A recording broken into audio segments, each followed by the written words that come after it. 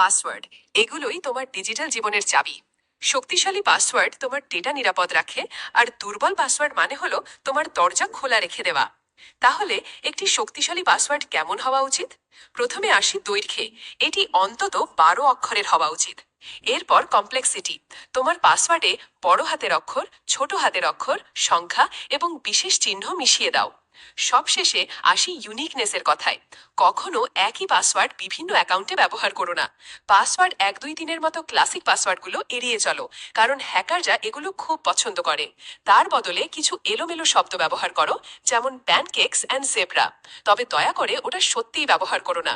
তুমি চাইলে একটি পাসফ্রেজও ব্যবহার করতে পারো, যেটা সাধারণত অনুমান করা কঠিন, যেমন টাইগার এবং বানানা ইন 2025। এইভাবে সম্পর্কহীন শব্দগুলো মিলিয়ে একটি বাক্য তৈরি করো। তারপর এতে সংখ্যা ও বিশেষ চিহ্ন যোগ করো, নিরাপত্তা আরও বাড়াতে। এখন প্রশ্ন হলো, এই সব পাসওয়ার্ড মনে রাখবে কিভাবে? এখানেই আসে পাসওয়ার্ড ম্যানেজার। এটি তোমার সব পাসওয়ার্ড সংরক্ষণ, সুরক্ষিত করা এবং এমনকি নতুন শক্তিশালী পাসওয়ার্ড তৈরি করে দেয়। তোমার যা লাগবে তা হলো একটি মাস্টার পাসওয়ার্ড, এক ধরনের সুপার কি যা দিয়ে সবকিছু খোলা যাবে।